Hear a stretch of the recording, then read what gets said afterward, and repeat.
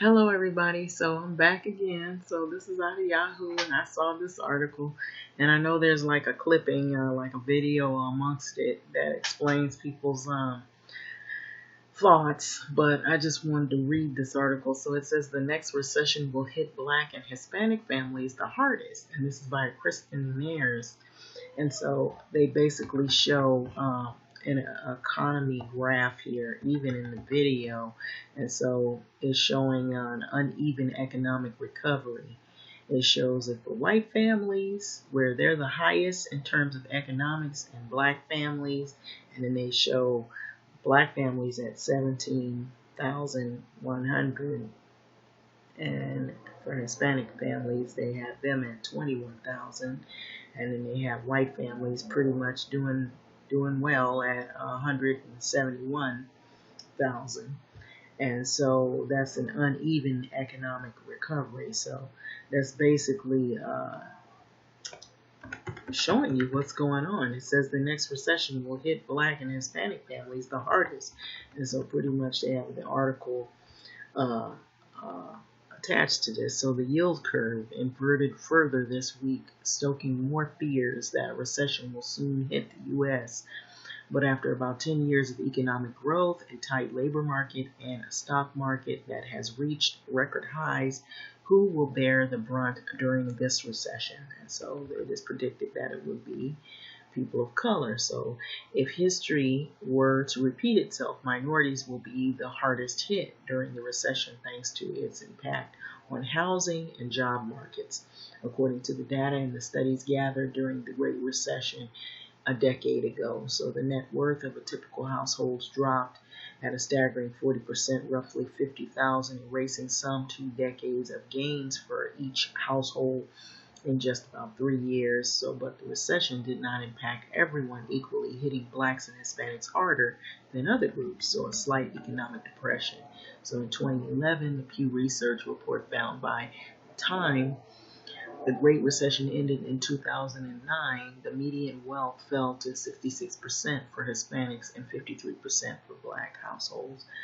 That's compared to just 16% among the white families' households. So as a result of these declines, the report noted that the typical Black household had just 5,000 and $677 in wealth of assets minus debts. And in 2009, the typical Hispanic family had about $6,325 in wealth. And the typical white family, they have a lot better. They fare a lot better with 113,000 and 149 in income household. So minorities were also hit the hardest when the housing bubble had burst, which eventually triggered the recession of 2007.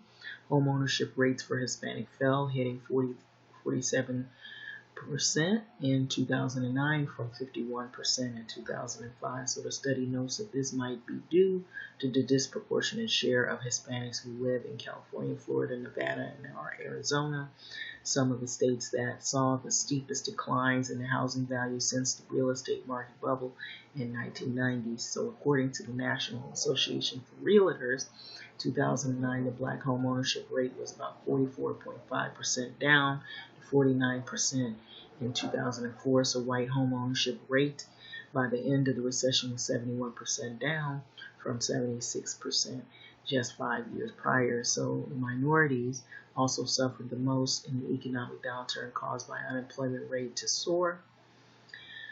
According to 2010 study, the Institute of the Government and Public Affairs, the University of Illinois, some 8.1 million jobs were lost since the start of the recession in December of 2007.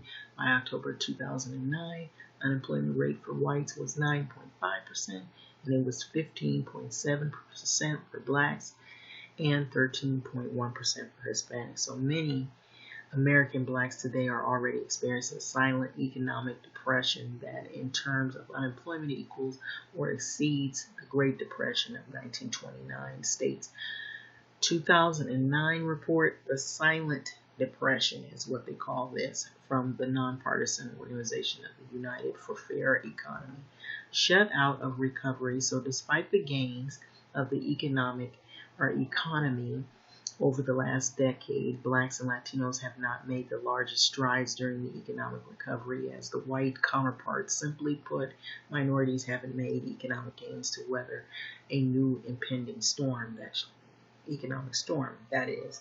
So on a national level, across all races, the top 1% captured 85% of post-recession income growth in 2009 and 2013, according to Economic Policy Institute.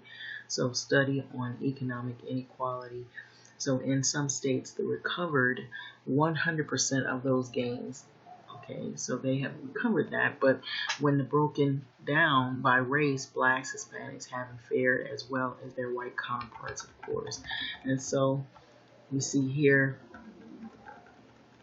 2016, according to Pew Research, the U.S. median wealth, the total of all assets for white families was $171,000 compared to national median wealth, $97,300. And so in 2016, the median figure for African American is 10 times lower than their white counterparts, roughly 17,100.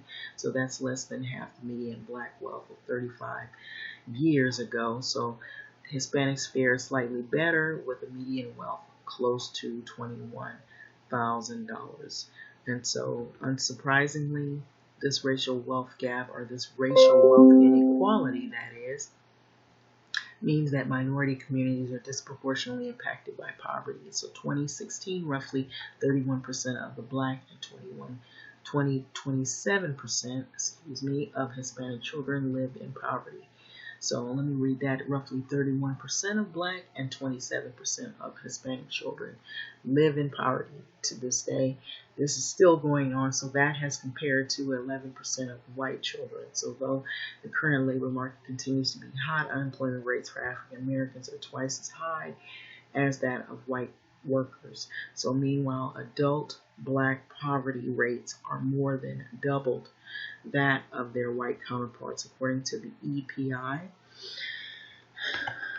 The black poverty rate was 22% in 2016. The same year, it was 8.8% for white Americans, and the national poverty rate, by contrast, was 12.7%.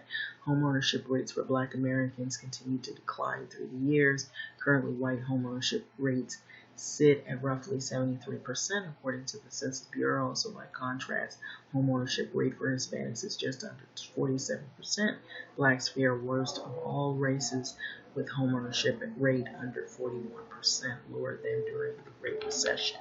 So the next recession, this news may be troubling, but it's largely expected that the next recession won't be as bad as the last one. Moreover, analysts are undecided whether the inverted yield curve indicates an upcoming recession. So President Donald Trump's trade war with China has plunged markets into chaos, while the gross domestic product, which is the GDP growth, and hiring is starting to slow, and global economies have started to weaken, yet consumer confidence remains high, and the U.S. economy continues to be strong by many measures. But no matter when a recession hits, either within the next 2 years or longer, it will be minorities who will struggle the most. And this is by Kristen Mares, reporter of the Yahoo Finance. Follow her on Twitter. And so this right here is usually not a surprise to me, and to anybody that is really in tune with what is going on. So every time I see, where they say, oh, there's not going to be an economic recession, there's no fears of the depression coming on and all this, and you hear Donald Trump with his rhetoric, and he's saying what he says, and he says everything is fine and nothing's going to happen. It usually ends up being people of color that are hit the hardest. So what are your thoughts and feedback on this? I thought this was an important thing to mention, because since there have been some fears about this happening again, and so this also sparks how people are going to react about, their housing and all of the other issues thereof. So with that being said, I'm going to let this video go. Like, comment, subscribe, and thank you for listening.